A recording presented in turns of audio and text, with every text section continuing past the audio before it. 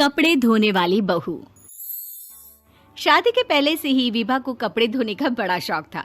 कभी नल के नीचे तो कभी तालाब के पास। अरे मेरी नीली वाली लुंगी नहीं दिख रही है। विभा की अम्मा, कहाँ रखी है लुंगी? अरे वो तो विभा ने परसों ही धोकर रखी थी आपकी अलमारी में, देखो वहीं होगी। वो ना मैंने आज धो दी, मुझे लगा कि गंदी हो गई होगी। अरे कैसे गंदी हो गई थी? उसे तो मैंने पहना भी नहीं। हे भगवान, इस लड़की के कपड़े धोने की आदत से परेशान हो गया हूँ मैं। जितना तो घर में राशन नहीं आता, उससे कहीं ज्यादा डिटर्जेंट पाउडर का खर्चा है। इसकी शादी करवा दो, शादी जाए अपने घर में ही करे काम, फिर चाहे घर के कपड़े धोने हो या पूरे गांव के। हाँ ठीक बोल रही हो, देखता हूँ मैं कोई लड़का। वो दिन भी आ जाता है जब विभा को देखने लड़के वाले आ जाते हैं। लड़की मुझे अच्छी लगी। होने वाली सास कहती है, बेटी अगर कुछ पूछना है तो पूछ लो। वैसे तो हमारी लड़की बहुत ही शर्मीली है, जो बोल दो वो मान लेती है, इसे क्या पूछना होगा। अरे कैसी बात कर रही हो माँ, मुझे इन लोगों के घर रहना है, सवाल तो कई है। हाँ हाँ बेटा, पूछ लो ना, क्या पूछना है। आप लोगों के घर कपड़े कौन धोता है? सास का मुंह बन जाता है।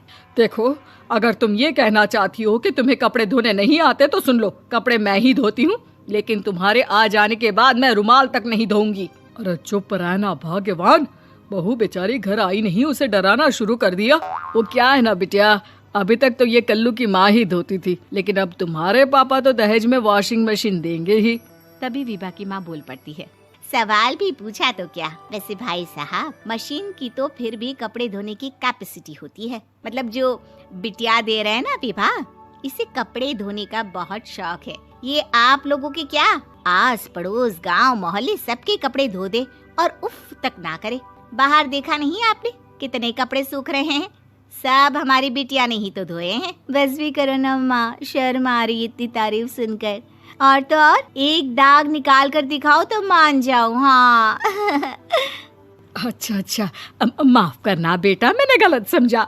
हमें तो रिश्ता बहुत पसंद है। और ऐसे जुड़ जाता है रिश्ता कपड़े धोने का शौक रखने वाली विभा का। उसकी शादी हो जाती है कोयला फैक्ट्री में काम करने वाले कल्लू के साथ। शादी के बाद अचानक विभा चिल्लाती हुई सास के पास आती है। सासू माँ, अरे सासू माँ कहाँ है आप? ये तो धोखा है, धोखा दिया आप लोगों ने मुझे। इसे ससुर के चक्कर के बारे में पता चल गया।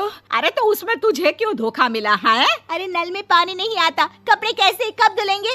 अच्छा, तू पानी नहीं आ रहा उसकी बात कर रही है। तो आपने क्या सोचा? कुछ नहीं।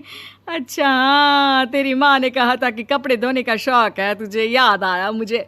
शौक बोलकर कपड़े धोने वाले मेरे जुनून को कम ना आके सासू माँ, कपड़ा धोना मेरा गुरूर है। तभी पति भी वहाँ आ जाता है। अभी मैंने इसे सनी देओल की फिल्म दिखाई है, उसी के डायलॉग मार रही है माँ। अच्छा सुन, साफ साफ बता रही हूँ, पानी सुबह 4 से 6 और शाम को 10 से 12 आता है, समझी? विभा टाइमिंग सुनकर हैरान हो जाती है। ये क्या भूतों का मोहल्ला है? सुबह 4 बजे उठकर कौन कपड़े धोता है? 4 बजे टंकी में पानी जाता है, फिर सारा दिन धोना ना, किसने मना किया? अरे कैसी बात कर रही हैं? 200 लीटर की टंकी में कितने कपड़े धो लूंगी मैं? सुबह ही उठ जाऊंगी मैं। अब क्या था, विभा सुबह 4 से लेकर रात के 12 बजे तक कपड़े ही धोती रहती। एक रोज सास पड़ोस से निकलकर कहीं जा रही होती है कि साथ वाली कहती है, हाँ कल्लू की माँ, जरा ये बताओ कि 2 साड़ी है, 2 ब्लाउज और एक पेटीकोट और एक नाड़े वाला लंबा कच्छा। हाँ तो? अरे तो क्या, कितना लोगी धुलाई ये बताओ। धोबन दिख रहे हैं हम क्या? हमारे पति सरकारी नौकरी से अभी रिटायर हुए हैं और बेटा सुपरवाइजर है कोयला फैक्ट्री में। धोबन समझ रखा है हमें? हाय रे कल्लू की अम्मा, माफ कर दो, वो तो मोहल्ले में यही सब बता रहे थे कि तुमने बहू को कपड़ा धुलवाने के काम में लगा दिया है। सास को पड़ोसन की बात सुनकर गुस्सा आ जाता है। वो घर पहुंचती है जहां घर के बाहर ही इतने सारे कपड़े सूख रहे होते हैं जितने कि किसी धोबन के घर पर। अरे ओ कल्लू की दुल्हन, बाहर निकल। माँ जी यहीं आ जाओ, बाथरूम में चादर धो रहे हैं हम। अरे अभी हम धोते हैं, तुमको बाहर निकलो। ये आस पड़ोस वाले बोल रहे हैं कि हम बहू से कपड़े धुलवा कर उसे कपड़ा धोने वाली बना दिए हैं। अरे छोड़ो ना माँ जी, किन लोगों की बातों में आती हो? आस पास के लोगों का तो काम ही होता है कि वो किसी तरह सास बहू को लड़ा दे। बहू सारे घर के कपड़े धोती है, ये क्या कम है? बोलिए। सास को भी लग जाता है कि वो बहू का ये सनकीपन नहीं छुड़वा सकती, इससे अच्छा है कि खुद ही चुप हो जाए। एक रोज सास और बहू मंदिर जाते हैं, जहाँ सास की साड़ी वहाँ खड़ी भीख मांगने वाली से मिलती है। माँ जी क्या बात है, आपकी साड़ी उस भिखारन से कितनी मिल रही है ना? हाँ हाँ देखो तो, दोनों की साड़ी मिल रही है। क्या बात है कल्लू की अम्मा, तुम खुद को तो अफसर की बीवी बताती हो और ऐसी सिंपल सी प्लेन साड़ी पहनकर घूमती हो। सिंपल और प्लेन नहीं है ये साड़ी। तो क्या सोने के धागे से फूल बने हैं? कुछ भी सासू माँ, कुछ भी। हाँ बने थे इस साड़ी में सोने के धागे से फूल। मेरे पति लेकर आए थे मद्रास से स्पेशली मेरे लिए 10,000 की। ताहे भाई साहब इस भिखारन के लिए भी सेम टू सेम साड़ी लेकर आए होंगे 10,000 की।